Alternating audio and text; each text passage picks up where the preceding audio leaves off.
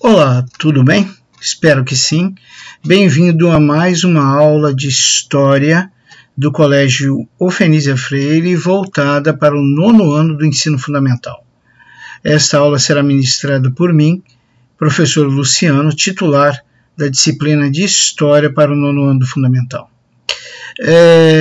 Lembramos aos nossos alunos que na aula anterior nós vimos o final do período conhecido como período entre guerras. Período entre guerras que tem esse nome porque ele ocorre entre o fim da Primeira Guerra Mundial em 1918 e o início da Segunda Guerra Mundial em 1939 com a invasão da Polônia. Foi exatamente nesse ponto, quando a Alemanha nazista invade a Polônia, que nós terminamos a aula anterior, até porque terminou o período entre guerras e inicia um período da história conhecido como Segunda Guerra Mundial. A invasão da Polônia por parte dos nazistas será o estopim da Segunda Guerra Mundial. E é a partir daí que nós vamos continuar. Então, o tema da aula de hoje será a Segunda Guerra Mundial. Este tema ele estará dividido em duas partes. A primeira parte se refere ao período de conquistas militares dos nazistas, culminando com a primeira grande derrota nazista na Batalha da Inglaterra e com o fracasso do bloqueio continental. E essa primeira parte termina bem no início do declínio do Império Nazista, que foi o fracasso da Operação Barbarossa, que era a conquista da União Soviética. Então vamos começar os nossos trabalhos. Vamos lá. Lembrando sempre que os vídeos ficam na plataforma para vocês verem e reverem à vontade. Gente, a Segunda Guerra Mundial. A Segunda Guerra Mundial tem uma série de causas, mas as principais são o Tratado de Versalhes. O Tratado de Versalhes é uma causa política da Segunda Guerra Mundial, porque foi através do Tratado de Versalhes que Inglaterra e França tentaram incapacitar a Alemanha. Incapacitar a Alemanha economicamente, incapacitar a Alemanha como potência militar. Esses desejos ingleses e franceses acabaram por provocar na Alemanha o revanchismo, o desejo para dar o troco aos aliados, nem estou falando só dos franceses, mas aos aliados de maneira geral, que derrotaram a Alemanha e que traçaram um tratado tão cruel para o povo alemão. Bom, outra causa da Segunda Guerra Mundial, sem dúvida nenhuma, é a segunda grande crise do capitalismo, que acentua os problemas econômicos, e esses problemas econômicos acentuam os problemas sociais, que são fome, miséria, desemprego, aumento da criminalidade. A acentuação dos problemas sociais traz o descrédito do sistema vigente de governo, ou seja, a democracia, bem como dos seus políticos e do sistema judiciário, abrindo uma brecha para soluções extremadas. Quais são as soluções extremadas? Governos de extrema esquerda ou governos de extrema direita. Então nós vamos ver que a ascensão do fascismo é um dos elementos que permitiu a ascensão dos governos de extrema direita na Europa, tais como o fascismo e o nazismo alemão. Outra questão era o expansionismo com objetivos econômicos, ou seja, a necessidade de aumentar o mercado consumidor para os produtos das nações, bem como a obtenção de matérias-primas baratas, é um dos motivos que levou muitas nações à Segunda Guerra Mundial, é um dos motivos também que levou a Alemanha nazista a empreender as suas conquistas militares no afã de construir o Terceiro Reich. E também, além do expansionismo militar, as conquistas militares e a submissão das nações ao regime nazista. Bom, antes da gente continuar, nós temos que entender as motivações apresentadas por Hitler para o expansionismo alemão. A primeira motivação foi a construção do Terceiro Reich.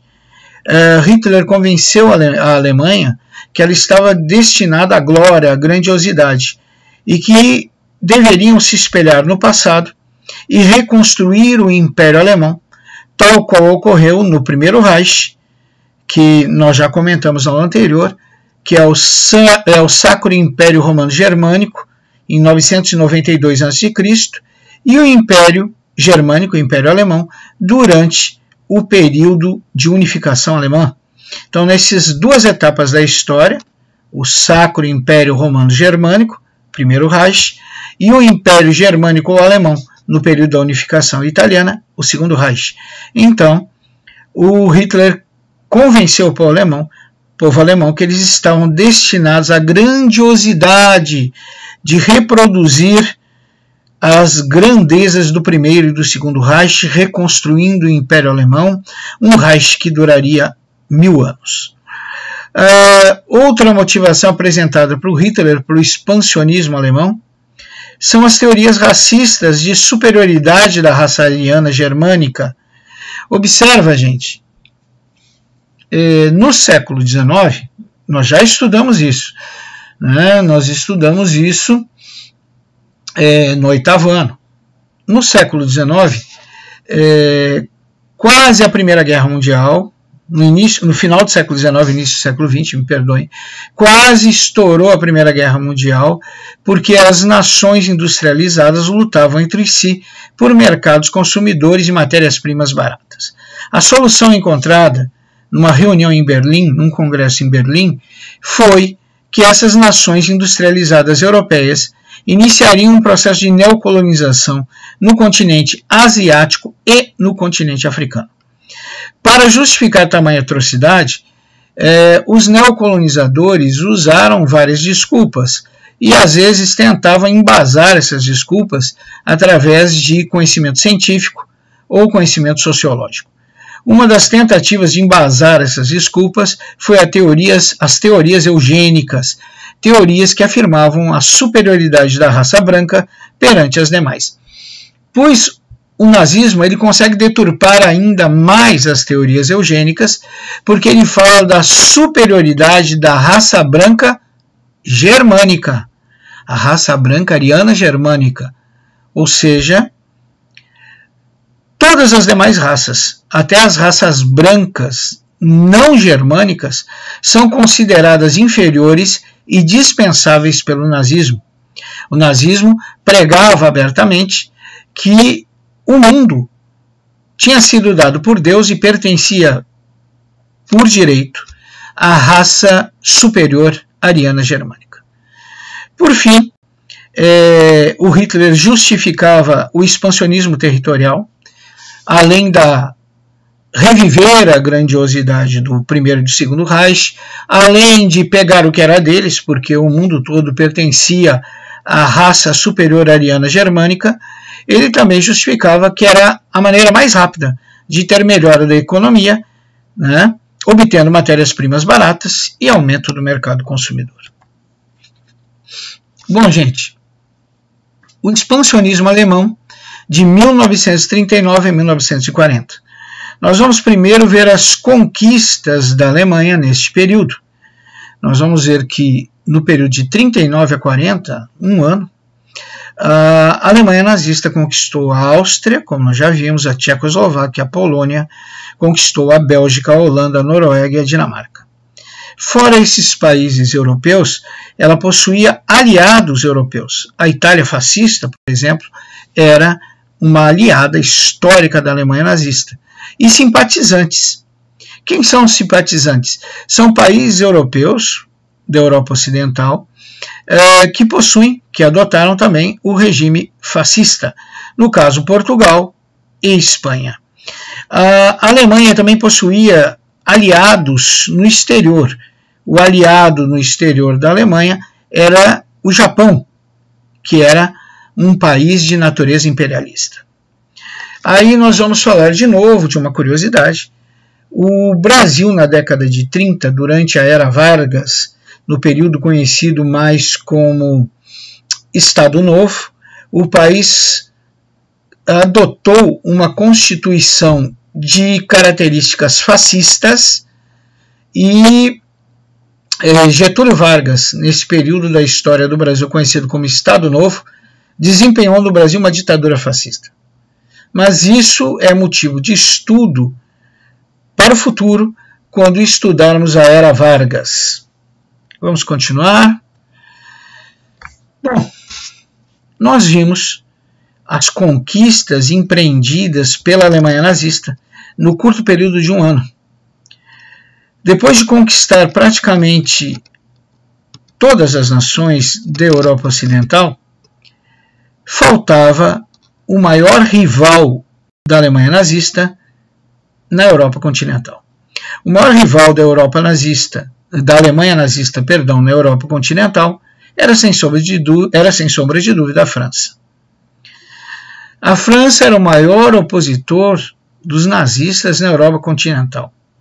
A França tinha um parque industrial bem desenvolvido, a França tinha um excelente mercado consumidor interno e a posição estratégica da França que permitiria para os nazistas no futuro usar a França como base de um início de um ataque à Inglaterra.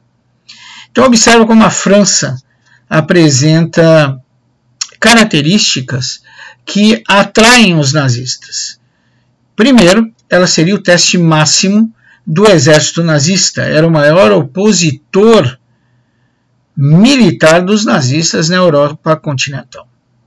Quando os nazistas empreendiam uma conquista, sempre os seus opositores e aqueles que ainda duvidavam da invencibilidade do exército nazista diziam: eu quero ver quando for a França. Pois bem, isso era um teste supremo para o exército nazista e para o seu líder, Adolf Hitler.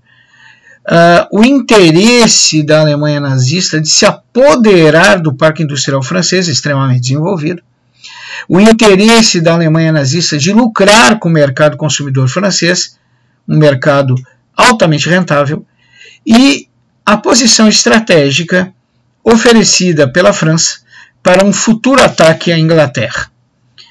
E sem contar na revanche que todo o alemão desejava contra a França, a principal idealizadora do Tratado de Versalhes, que provocou tantas humilhações dentro da Alemanha.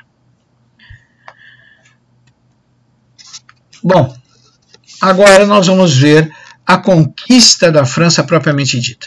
Nós vimos anteriormente os motivos que faziam com que os nazistas se interessassem de sobremaneira por uma conquista do território francês. Agora vamos ver a conquista da França, vamos observar um pouquinho da tática militar empreendida pelas duas nações. A principal tática de guerra francesa contra os nazistas era a linha Maginot. Os franceses sempre acreditavam que se houvesse uma nova guerra mundial, se repetiria aquela guerra de imobilidade, aquela guerra de trincheiras, uma guerra baseada no esgotamento e na manutenção de posições estratégicas. Por isso, os franceses apostaram tudo em uma trincheira invencível que era a linha Maginot. A linha Maginot era um enorme complexo de fortalezas militares que se interligavam em um único complexo chamado linha Maginot, estendendo-se ao longo de toda a fronteira da França com a Alemanha. A linha totalizava 200 quilômetros desde a fronteira com a Suíça até a floresta de Ardennes, ou de Ardenas, como alguns pronunciam, na Bélgica. Dentro da linha Maginot haviam 108 grandes fortes subterrâneos que guardavam a linha de 15 em 15 quilômetros. Haviam mais de 10 casamatas, né, para a infantaria, 152 torres móveis e 1.536 cúpulas fixas e 339 peças de artilharia. Essas peças de artilharia eram peças de artilharia antitanque, peças de artilharia contra ataques aéreos e peças de artilharia contra blindados.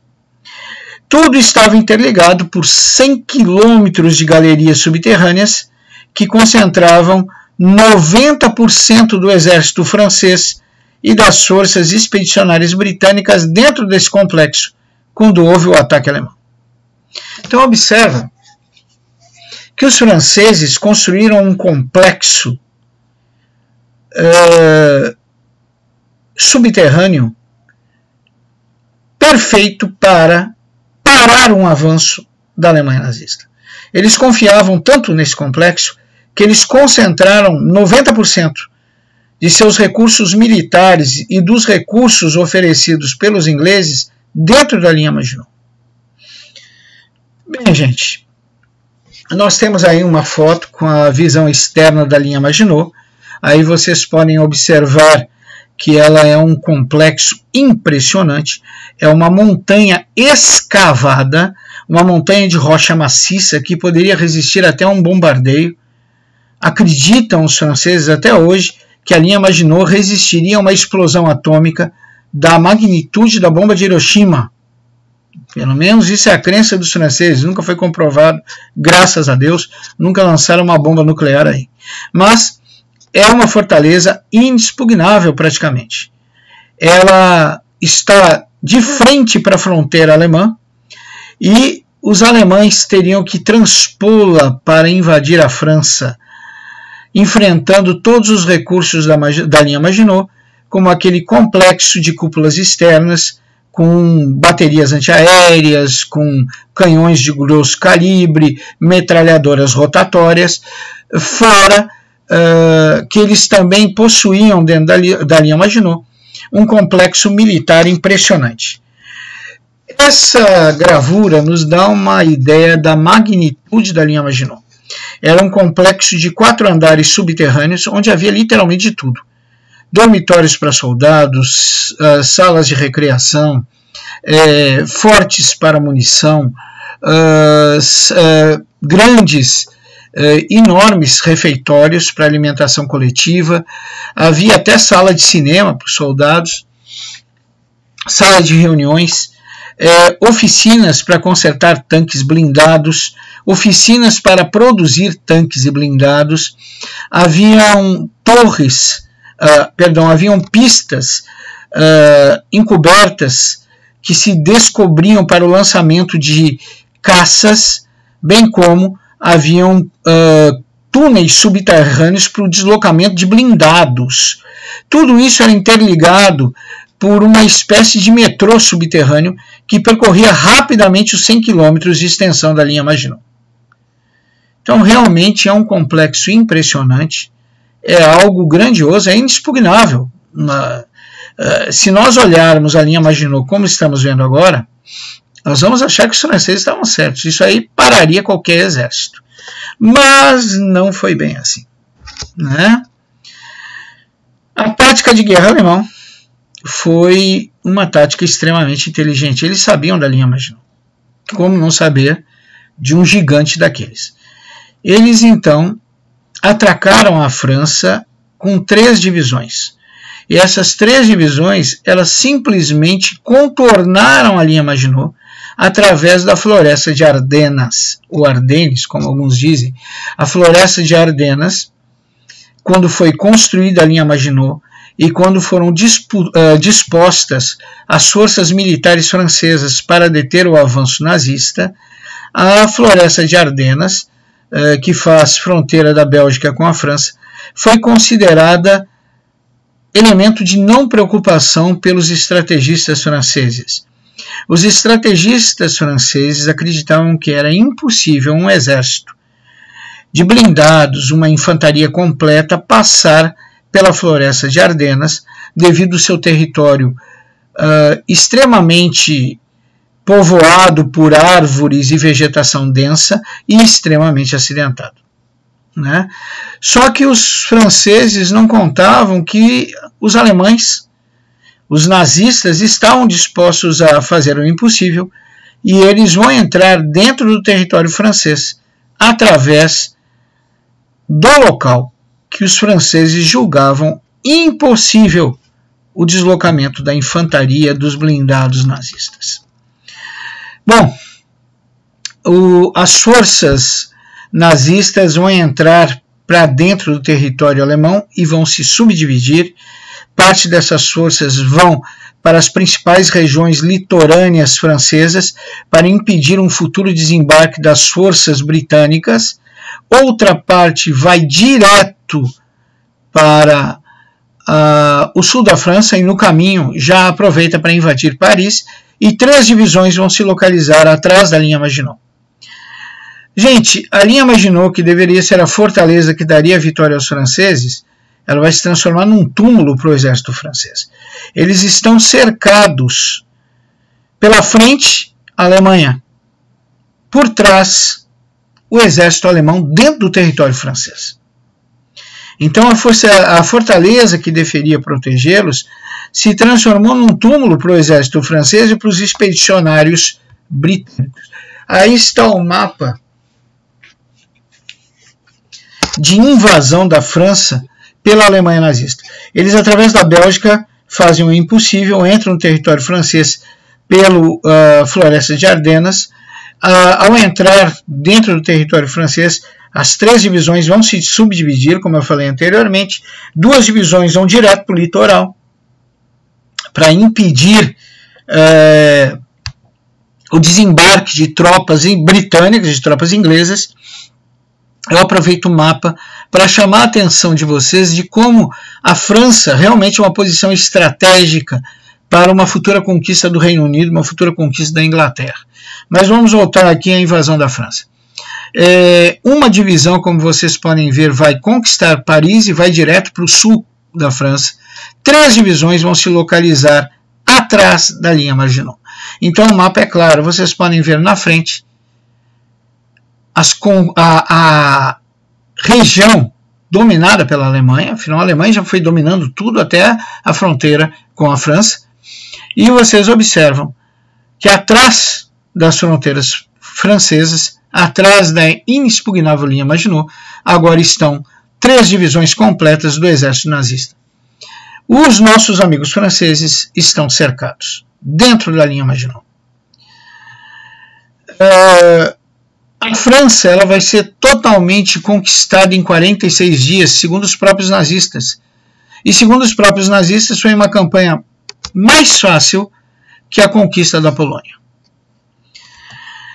Bom, após a dominação da França, em 1940, ainda em 1940, em 22 de julho, o governo francês de François Lebrun assina o armistício, a rendição para os nazistas através do armistício de Redondes. De acordo com esse armistício, a França seria dividida em 2. Uma zona ocupada pelos nazistas e controlada por eles. Na realidade, tudo é controlado por eles. Mas teria uma zona da França que seria controlada diretamente por alemães nazistas. Inclusive, Paris ficou nessa zona. A capital da França ficou nessa zona totalmente controlada por nazistas. Então, haveria uma zona totalmente ocupada por nazistas e 2/5 da França seriam deixados para o controle de franceses. Mas franceses sim, mas franceses colaboracionistas do exército nazista. Então, esse pedaço da França que aparentemente ainda está sob o comando dos franceses, que vai ter como capital a cidade de Vicq, e que fica ao sul, ela era controlada por franceses colaboracionistas dos nazistas. Esses franceses colaboracionistas, eles se comprometeram, através do Tratado de Remontes, né, se comprometeram a entregar todos os judeus à Alemanha e a desmobilizar as forças armadas francesas. Então, o Tratado de Remontes é uma coisa, Remontes é uma coisa cruel para os franceses. Eles terão a França dividida em duas partes. 3/5 da França ficam direto sob a administração nazista, 2/5 da França ficam ainda sob uma administração francesa de colaboracionistas nazistas, né? E o Tratado de Remondes, ou Remontes, como alguns dizem, ele se compromete a entregar aos nazistas todos os judeus e a desmobilizar completamente as forças armadas francesas. O governo, teoricamente, francês, que estava instalado no sul da França, que tinha como capital a cidade de Vichy, ele vai ser administrado por um colaboracionista francês, né? Ele vai ser administrado por um colaboracionista francês, que é o Marechal Pétain. O Marechal Pétain, esse colaboracionista francês, vai administrar essa parte da Alemanha, essa parte da França totalmente submissa à Alemanha nazista, né? Em novembro de 42, né, isso é uma observação que eu coloquei aqui, a coisa apertou tanto para os nazistas que eles acabaram tomando e administrando diretamente e endurecendo ainda mais, dificultando mais a situação dos franceses nesse pedaço que anteriormente, esses 2/5 do território francês, que antigamente eles tinham deixado sob o controle de franceses colaboracionistas. E quando, em 1942, os franceses, os alemães nazistas, estão dominando toda a França, veja bem, gente, eu friso de novo, eles já estavam dominando toda a França, mas antes 3/5 eram totalmente administrados pelos nazistas e 2/5 ficaram administrados por colaboracionistas do sistema nazista, entre eles o famoso Marechal Pétain, né? Em 1942, como vocês podem ver aí no slide, a coisa ficou tão difícil para os nazistas que até esses 2/5 que possuem uma administração fantasiosa, teoricamente francesa, mas totalmente colaboracionista dos nazistas, esse Marechal Pétain, ele era considerado um entreguista, um traidor da França. Tanto é que quando acabou a guerra, ele foi levado ao Tribunal Internacional e foi condenado à morte, porque ele entregou milhares de judeus aos nazistas e condenou à morte milhares de combatentes da resistência francesa, né? Mas agora os nazistas em 42, com tantas dificuldades, até os 2/5 que eles deixaram, entre aspas, na mão dos franceses, eles vão tomar e vão endurecer ainda mais a perseguição dentro do território francês dominado por nazistas. Bom, aí nós temos uma foto onde Hitler, de maneira muito debochada, posa em frente à Torre Eiffel. Nós temos uma foto da desolação dos franceses quando presenciaram a entrada das tropas nazistas na cidade de Paris. O coitadinho do francês está fazendo até biquinho aí. Nós possuímos também uma foto quando o Marechal Pétain, marechal francês, mas simpatizante do regime nazista, assume o controle da França, da parte da França que ainda ficou sob o controle de franceses, mas franceses colaboracionistas. Esse Marechal Pétain, como eu disse, entrou para a história como um entreguista, como um nazista, como um colaboracionista e foi condenado no Tribunal Internacional após a guerra à pena de morte. Gente, as conquistas nazistas em um ano são fantásticas. Vamos rever. Áustria, Tchecoslováquia, Polônia, Bélgica, Holanda, Noruega, Dinamarca e França. Aliados europeus, Itália fascista, simpatizantes, Portugal e Espanha. Então, para a plena conquista da Europa, só falta a Inglaterra. Então, agora nós vamos ver a campanha dos nazistas para a conquista da Inglaterra. Nós vamos presenciar a Batalha da Inglaterra, que foi a maior batalha aérea da história da humanidade. Bom, após a invasão da França pelos nazistas, é óbvio que os nossos amigos ingleses, nossos amigos britânicos, vão romper com a França. Afinal, a França agora é nazista, é dominada pelos nazistas. Bom, os nazistas agora possuem como sua principal arma a sua posição. Os nazistas possuem como maior. Os ingleses, meu Deus, desculpa, perdão, gente. Os ingleses possuem maior arma, como os nazistas, no momento, a sua posição fora da Europa continental. A Inglaterra é um conjunto de ilhas, a Grã-Bretanha é um conjunto de ilhas, né? Ela não fica na parte continental da Europa, ela fica na Europa setentrional e não está dentro da Europa continental. Então, a Inglaterra, ela possui a maior marinha mercante, a maior marinha de guerra do mundo neste período de meados do século XX. Então, os nazistas, para conseguir dominar a Inglaterra, eles teriam que passar pela maior marinha de guerra do mundo. E outra coisa, os ingleses também são detentores da temida RAF, da Real Força Aérea Britânica, né?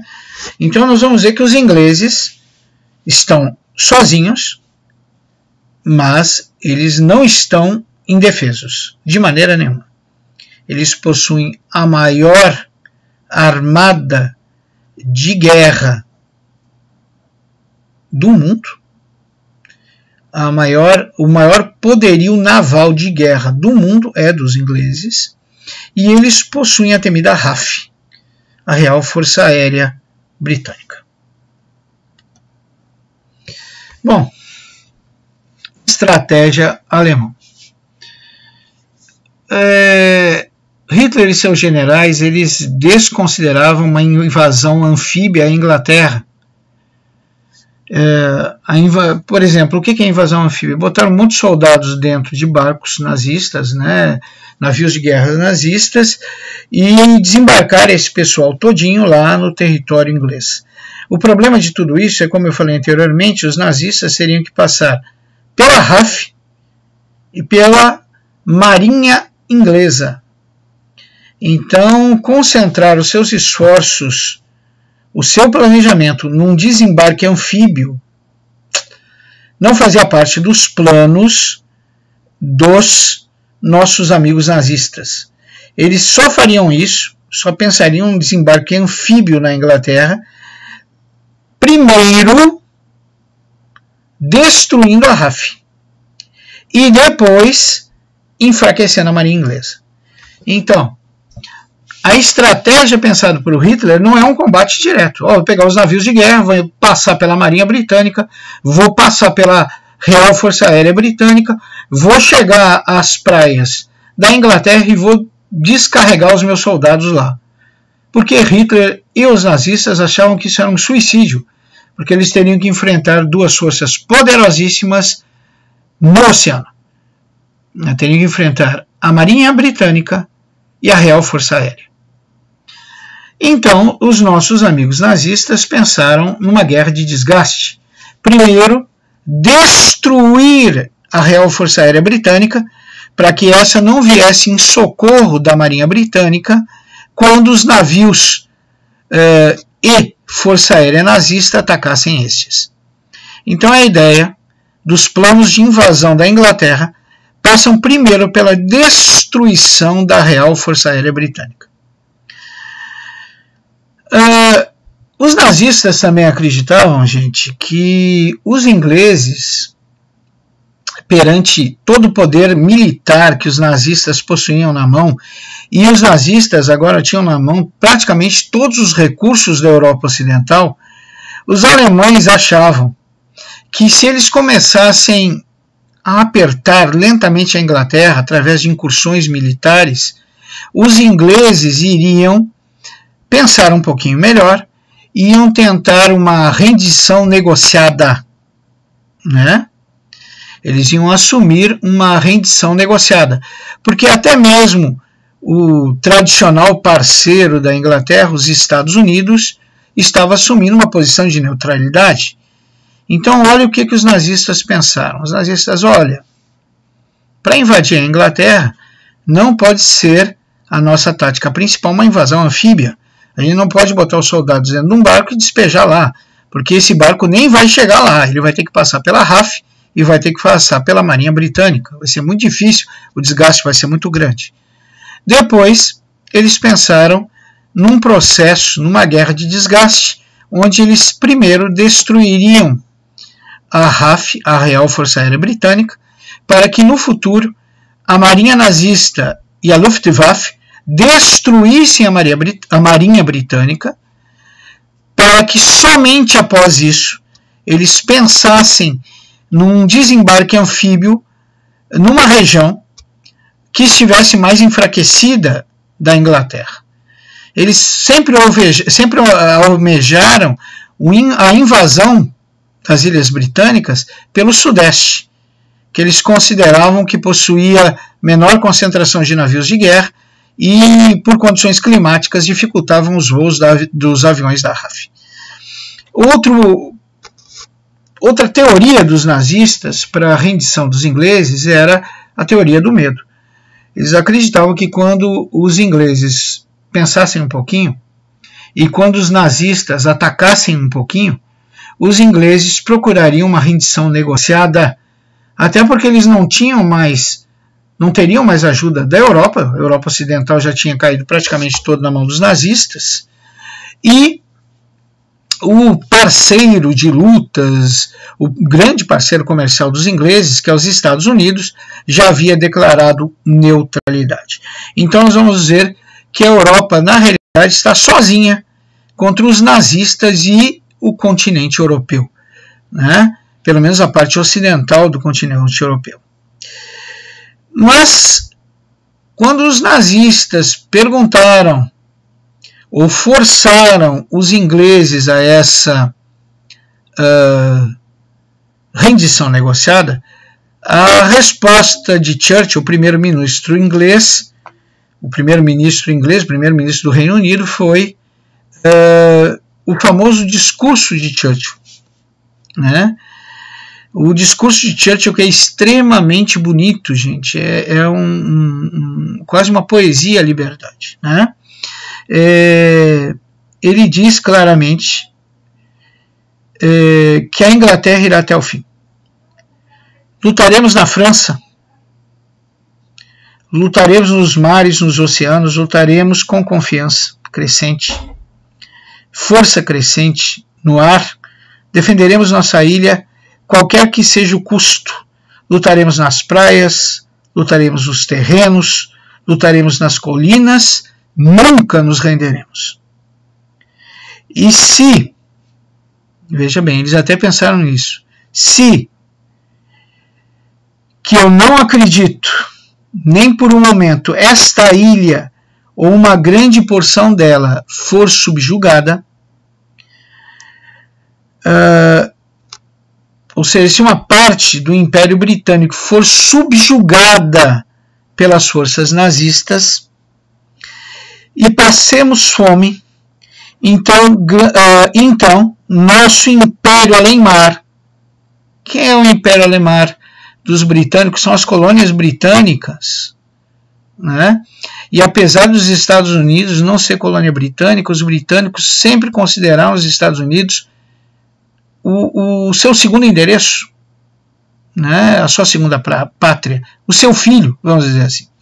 O nosso Império Além-Mar, armado, guardado pela frota britânica, prosseguiria com a luta, até que, na boa hora de Deus, o novo mundo, com toda a sua força e poder, daria um passo em frente para o resgate da libertação do velho mundo. Então, o Churchill é bem claro que eles não vão se render, eles vão lutar até o fim. E se o velho mundo, se a velha Grã-Bretanha cair, esse combate vai continuar, porque as forças navais britânicas que estão nas colônias além mar dos britânicos continuariam a guerra contra os nazistas, até que um dia, com as bênçãos de Deus e na boa hora de Deus, o novo mundo salvasse da opressão nazista o velho mundo. Então, nós vamos ver que depois desse discurso os nazistas desistem de esperar uma rendição negociada dos ingleses. E eles partem para a operação que eles chamam de Operação Leão Marinho, que é uma operação que inicia com a destruição da Real Força Aérea Britânica.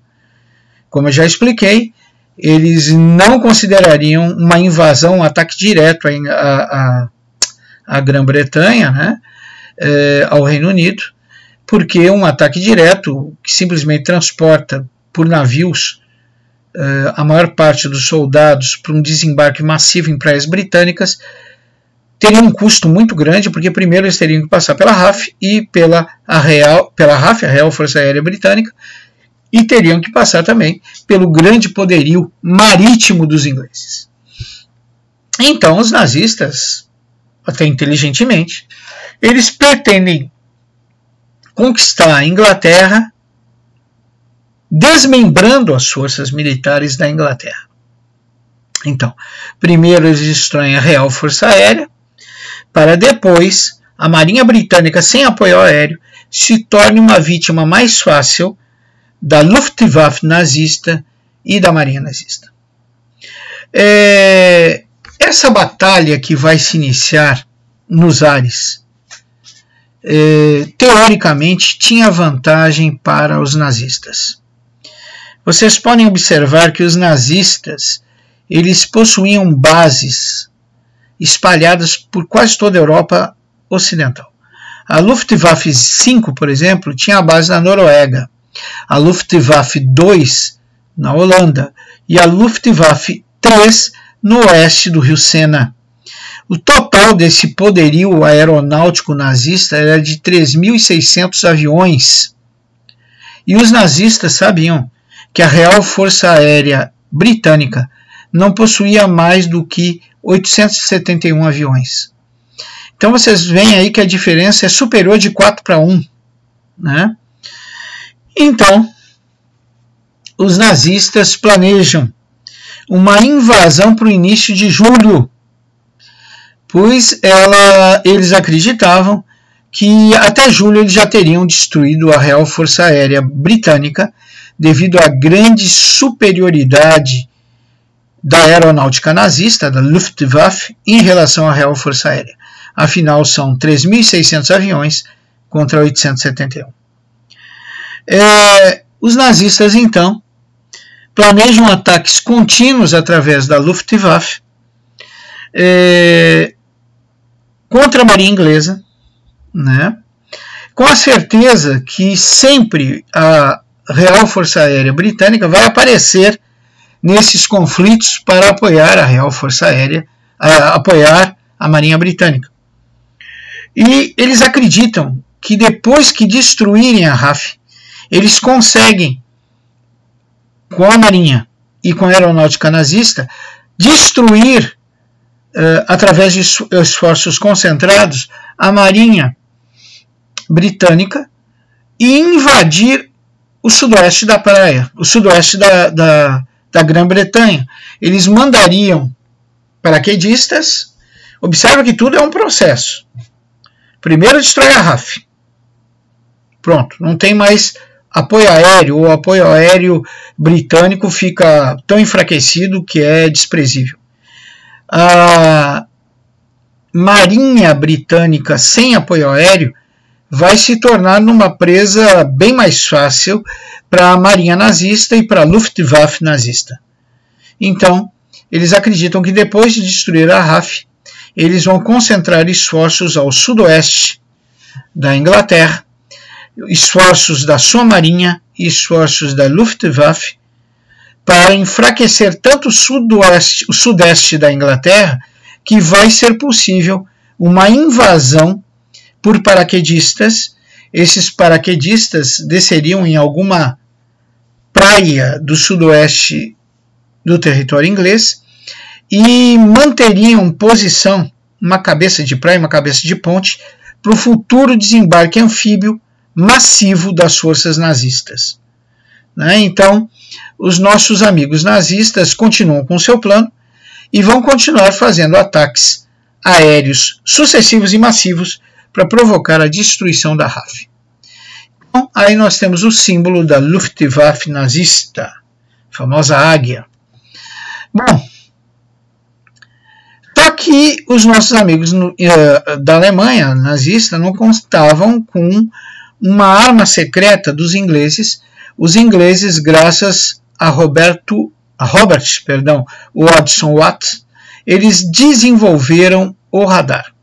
O radar é um aparelho que detecta as aeronaves em pleno voo, dando com precisão a sua posição. Então, como os nazistas não sabiam da existência do radar, pelo menos por enquanto, depois os espiões nazistas, claro que descobriram, eles não entendiam como os caças da RAF sempre apareciam no lugar certo, na hora certa, pegando as incursões das esquadrilhas nazistas.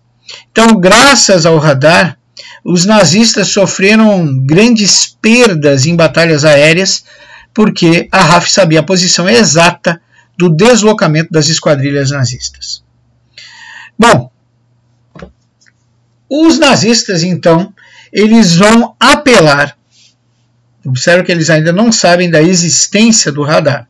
Eles vão descobrir mais tarde, é óbvio, através do serviço de espionagem nazista, mas eles não sabem. Então eles pensam, não, vamos fazer o seguinte, vamos começar a realizar ataques aéreos, bombardeios, a instalações, a indústrias, a postos estratégicos militares ingleses, principalmente aeródromos, para destruição de aviões da RAF, ainda em terra, pousados, à noite. Eu quero ver os ingleses nos acharem de noite. Para a surpresa dos nazistas, os ingleses acharam eles de noite. Num esforço de Watson Watt, eles conseguiram miniaturizar o radar e colocar nos aviões ingleses, nos bombardeiros e caças, que mesmo na escuridão da noite tinham a posição exata das esquadrilhas nazistas. Novamente os nazistas sofrem perdas consideráveis graças à tecnologia do radar. Então nós vamos ver que essa batalha começa, é verdade, mas começa não da maneira que os nossos amigos nazistas esperavam. Eles começam a sofrer baixas consecutivas, baixas inexplicáveis, porque eles não entendem como os ingleses sempre aparecem na hora certa, no tempo certo, e parece que prevêem o deslocamento das esquadrilhas nazistas. Numa dessas investidas contra o território inglês, uma esquadrilha nazista fugindo de uma esquadrilha inglesa, eles acabam se perdendo, escuridão da noite, eles anteveem um ataque das esquadrilhas da RAF, essa esquadrilha nazista acaba se atrapalhando e por engano acaba jogando bombas, fazendo um bombardeio sobre alvos civis. Gente, naquela época, até mesmo para os nazistas, era uma desonra bombardear alvos civis. Né? Era uma desonra. Era motivo de vergonha, motivo de covardia. O exército que fizesse isso era taxado de covarde. O líder que permitisse isso era taxado de desumano, de cruel.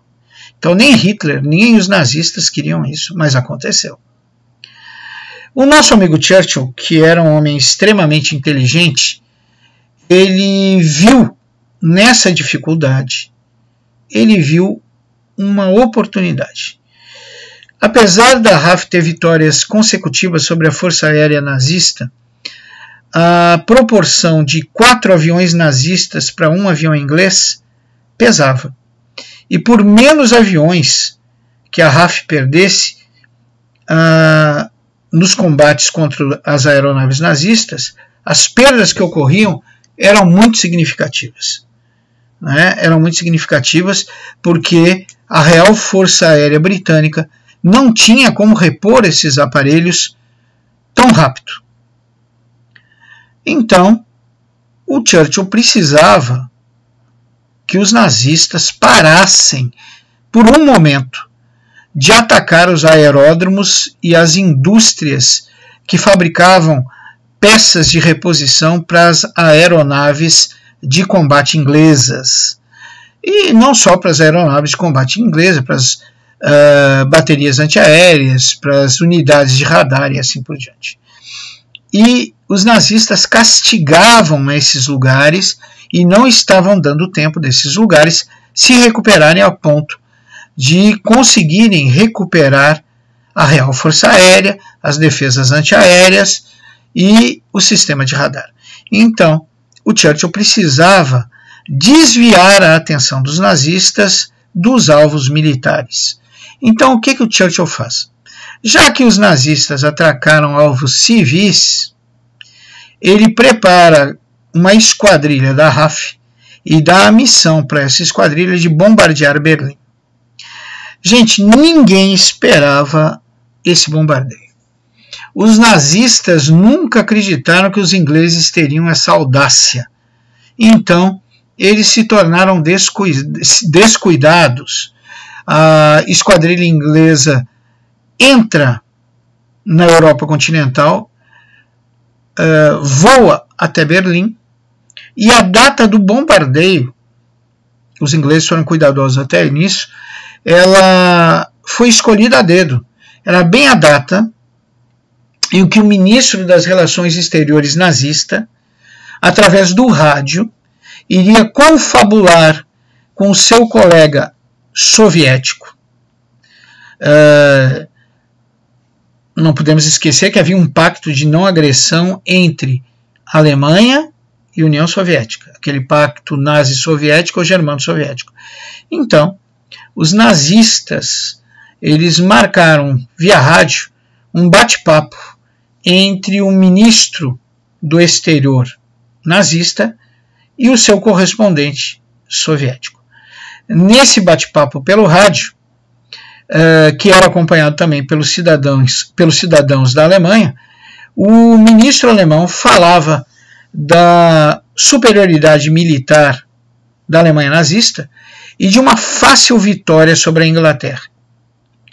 Imagina ele falando isso pelo rádio com um aliado de uma outra poderosa nação, sendo ouvido pelos cidadãos da Alemanha, e de repente as bombas começam a pipocar.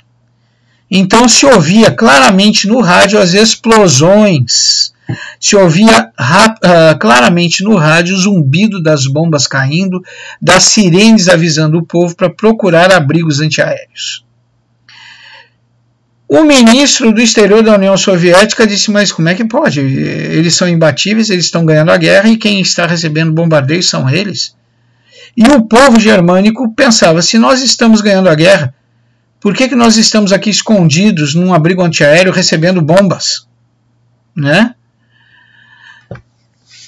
Esse ataque dos britânicos, ele não teve grandes objetivos militares, até porque a esquadrilha britânica, devido à distância da Inglaterra, que não fica na Europa continental, ela fica no mar, até Berlim, na Alemanha, essas esquadrilhas tinham uma autonomia de voo muito pequena, porque a gasolina acabava logo e eles tinham que voltar. Então eles soltaram as bombas e voltaram correndo. Eles não tiveram tempo de escolher alvos estratégicos, coisas desse tipo. Então, eles lançam a bomba, voltam correndo. Não existe grandes objetivos estratégicos. Os estragos não vão ser muito consideráveis, mas o maior estrago que Churchill queria provocar era no orgulho de Hitler e no orgulho do povo alemão. Aí vocês veem uma foto do bombardeio a Berlim. E Hitler vai ficar pé da vida, ele vai ficar furioso. E a partir de então, Hitler vai cair na armadilha de Churchill, vai aliviar os ataques aos alvos estratégicos, aos alvos militares, e vai se concentrar em bombardeamentos periódicos e consecutivos a alvos civis. Eu sei que pode parecer cruel a tática do Churchill, afinal, ele está entregando aos sacrifícios civis ingleses em troca de suavizar os bombardeios nos pontos militares estratégicos da Inglaterra, para que esses pontos militares estratégicos tenham tempo de produzir aviões e peças para restaurarem a RAF, a defesa antiaérea inglesa e o sistema de radar. Então nós vamos ver que os nossos amigos da Luftwaffe vão empreender vários ataques a alvos civis, principalmente contra a capital Londres, satisfazendo o desejo de vingança de Hitler e, dessa forma, caindo na armadilha de Churchill, dando tempo para a RAF se recuperar. Em julho de 1940, segundo os próprios nazistas, da Luftwaffe já tinham sido abatidos 1.733 aeronaves. Segundo os ingleses, eram 2.698 aeronaves. Mas vamos ficar com a análise dos nazistas. Mesmo que fosse 1.733 aeronaves, era uma perda considerável para a Força Aérea Nazista. O Hitler ele não entende como eles estão perdendo tantos aviões, e o Hitler sabe que o problema da Força Aérea Nazista não é repor aparelhos, porque eles tinham à disposição da máquina de guerra nazista todo o parque industrial da Europa Ocidental conquistada pelos nazistas, e mesmo que não foi conquistada, era simpatizante ou aliada. Então eles poderiam repor aviões e peças com extrema facilidade. O problema do Hitler era repor pilotos. Era muito difícil treinar pilotos com habilidade suficiente para ter um bom desempenho nas batalhas aéreas. Então, o Hitler, aos poucos, vai desistindo dessa ideia de destruir a RAF, deste plano de invasão em partes da Inglaterra.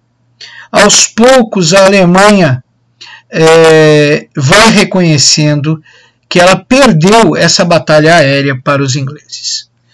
Quando os alemães reconhecem que a solução para o esgotamento inglês não é mais o esgotamento e a dominação dos ingleses, não é mais uma invasão direta, até porque essa invasão direta está custando muito aos nazistas, está custando praticamente a Luftwaffe deles, o Hitler ele toma uma decisão que nem original é. Ele copia a decisão de Napoleão e instaura um bloqueio continental aos ingleses.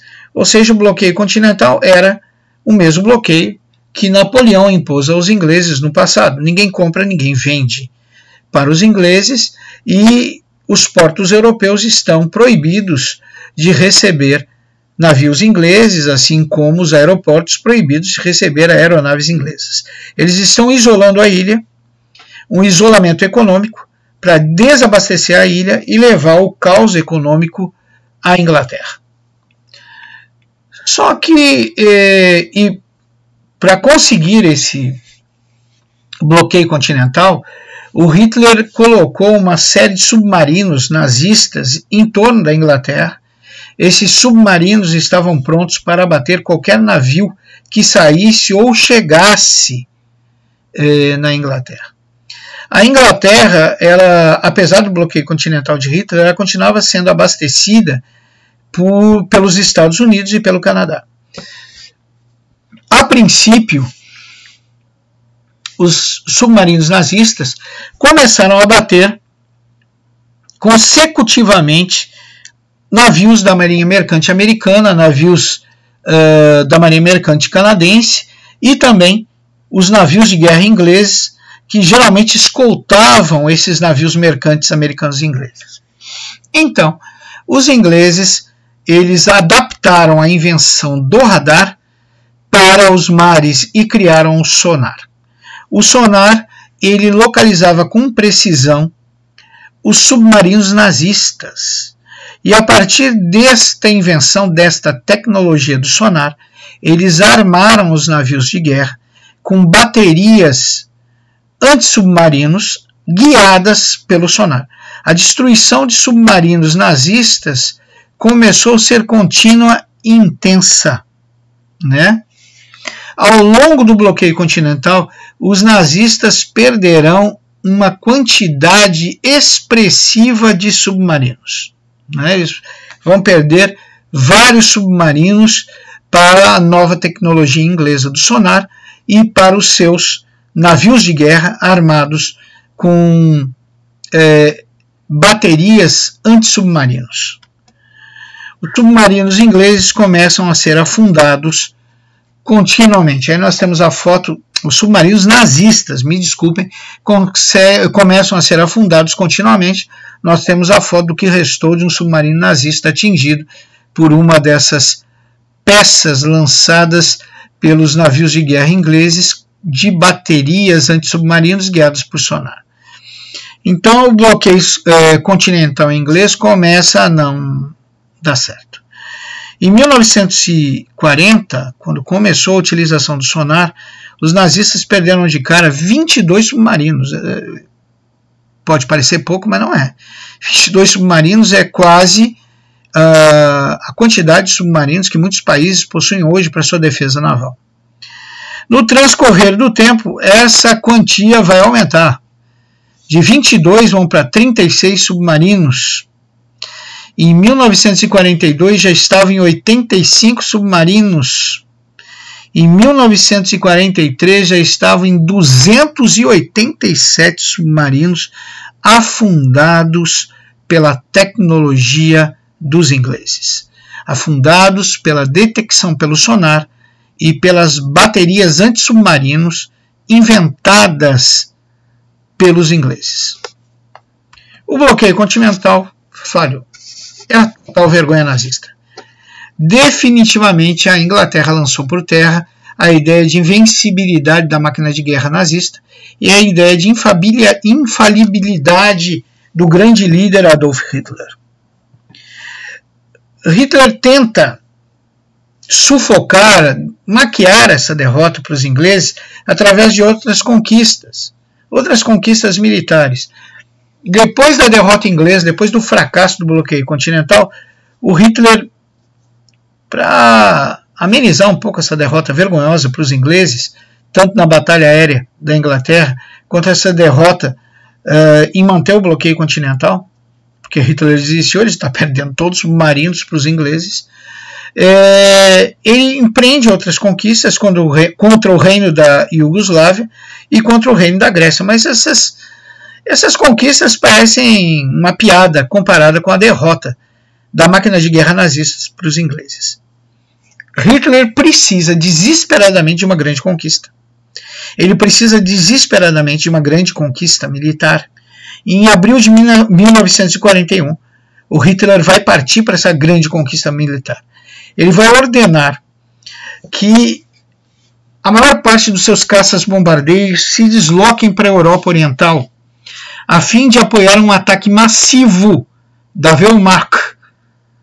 Wehrmacht é a infantaria nazista. Wehrmacht é os blindados nazistas. A infantaria e os blindados nazistas que atacam como relâmpago e são invencíveis. Observa que o Hitler já foi derrotado no ar e já foi derrotado no mar. Mas ele não sofreu uma derrota em terra. Então ele ainda propaga a invencibilidade de sua infantaria e dos seus blindados, a invencibilidade da elite do exército nazista, que é a Wehrmacht. Bom, mas por que ele está deslocando todas as suas forças em direção à Europa Oriental? Porque ele vai começar uma operação de guerra chamada Operação Barbarossa, que nada mais é do que a invasão, a conquista da União das Repúblicas Socialistas Soviéticas.